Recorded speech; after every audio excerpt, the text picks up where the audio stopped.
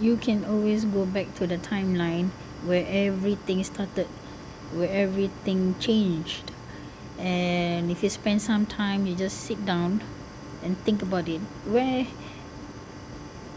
you feel and you can sense that something or someone caused that shift, because it just take one person, one incident to make or break you.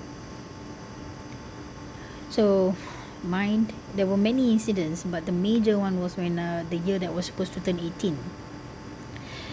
And I had this classmate, he's Indonesian Chinese, and he was very horrible. He was very, very narcissistic, but he was very kind to everybody.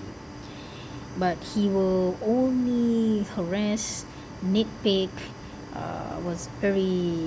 was generally a really huge bully. He was horrible to me in school for no rhyme or reason. So when I first met him in school during orientation, or I don't know what it was, and the first day maybe,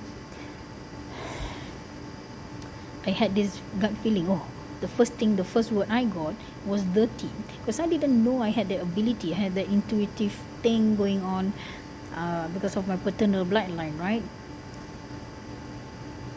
And I always listened to that thought of mine. So I kept my distance away from him. And you know, low vibrational people, right? They always, when they can't come close to you, what they do is they verbally harass you. They try to make you upset, make you angry, uh, to lower your vibrations. You get stressed, get depressed. So this guy keep coming closer and closer and closer. But one day I made the biggest mistake ever. I always distance myself, but if he asks for help, I will help him. I was that foolish, I was that nice back then. If you come to me and say you don't have money, I will literally give you the only $2 I have left in my pocket to you.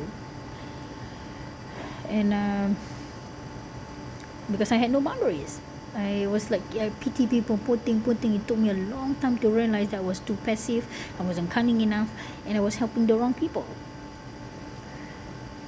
So I kept avoiding him until one day. So everybody had to choose an elective during the second year, if I'm not wrong. Yeah, I think it's the second year, because the year I was supposed to turn 18, right?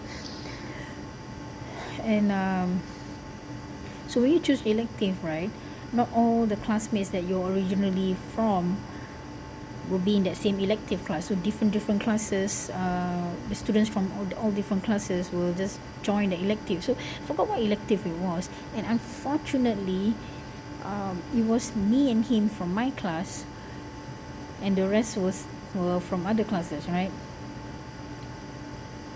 And it was just the first day of the elective class. And I made a huge mistake because I allowed him to sit at the same table as me. Usually I would keep my distance, right? If he asks for help, I'll just help from a distance, like, hey, I need to, anybody has coins, I want to take a bus, or, oh, I have, I can give it to you, I'll just pass it, things like that. And then he randomly just, during that elective class, he just said, can I borrow your notes? Then back then I was still innocent and naive, right? And I was like, oh, I love to study. Hey, if you, I was always willing to share my notes and things like that. So I was like, okay, take, right? He took the notes and he looked at it, and of course the body language is already there, right? His eyes narrowed as he looked at the notes. I really had a bad feeling, because after that, very quickly, within few seconds, he just shift his gaze away from the notes, and it's as though he was thinking. In hindsight, he wasn't thinking, he was chanting the mantra.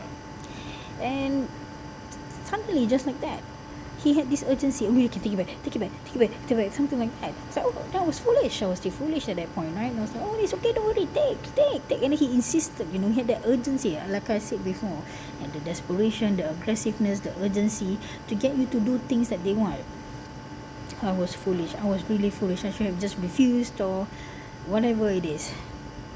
So I accepted the notes back. And that day, I just didn't feel too good. And then sometime later,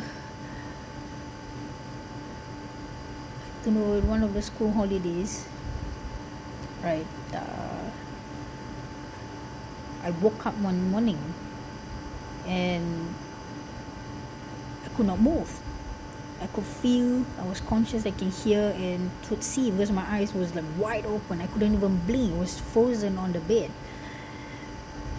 And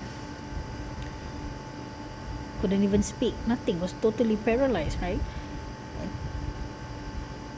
And I felt a very aggressive, repeated stabbing and slicing on the lower left arm.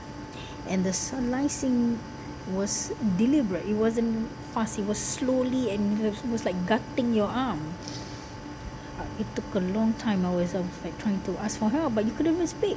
You couldn't even move. You couldn't even blink. You couldn't even lift a finger. And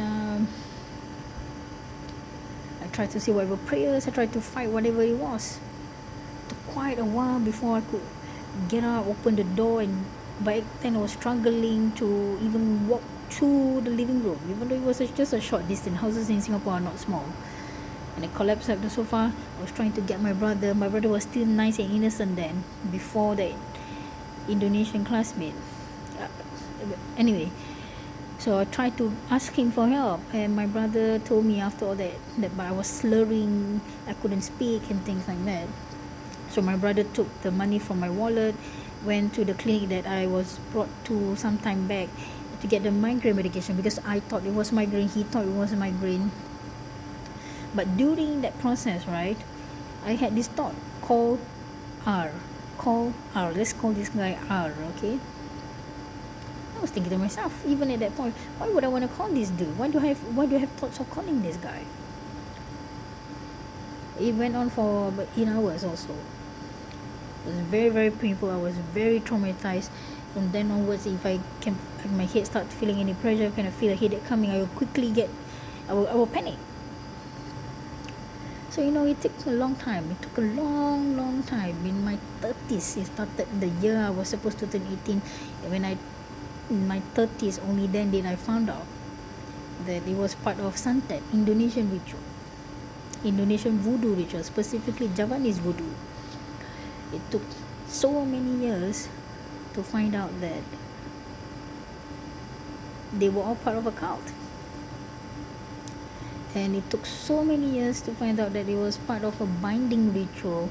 At the same time, when he was siphoning energy of me, and to find out that he also did the rituals on my father, my brother, and my second sister.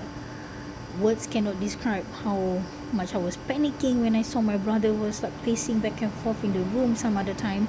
And it's as though his body was he was locked in his own body. I kept staring out the window, and then he suddenly had fever and he kept asking me for help, and I didn't know any better, so I just fed him Panadol and porridge, tried to heal him that way. He changed. He really changed negatively. My second sister too, she changed.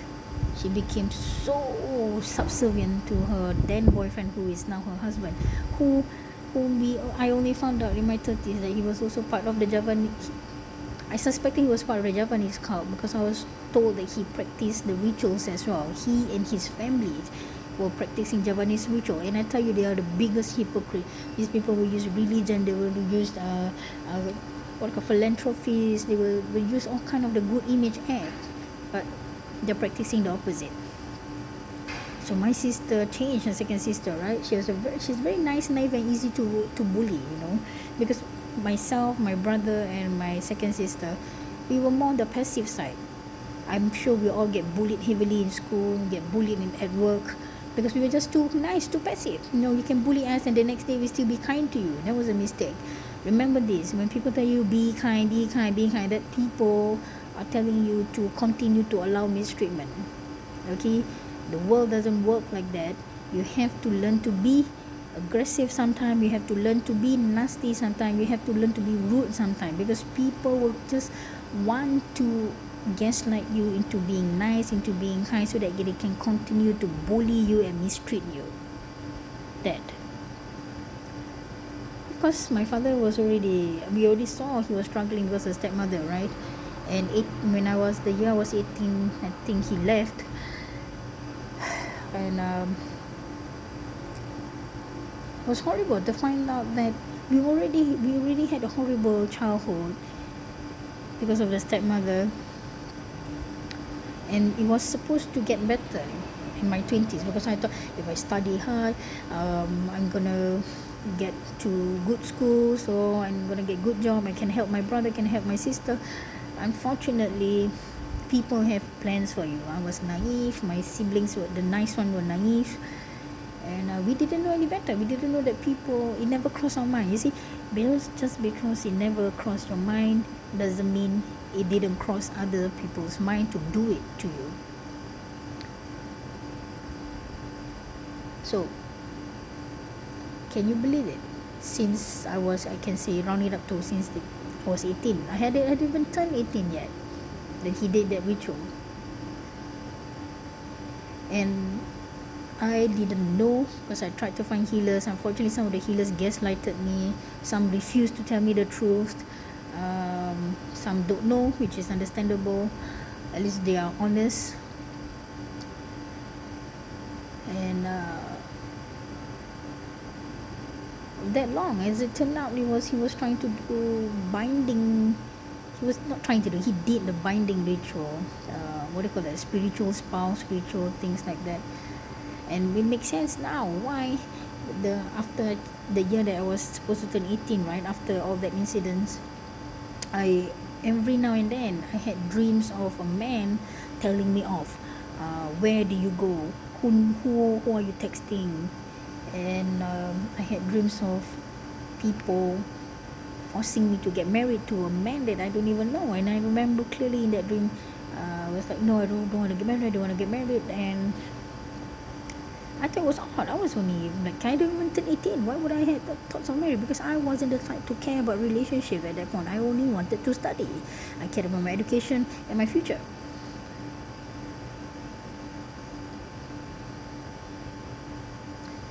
From that year onwards, right, like I said, every now and then I had dreams of doing domestic stuff, cooking, cleaning, serving a man food and drink, folding laundry. And then in those dreams I can't see the guy's face clearly until in my 30s.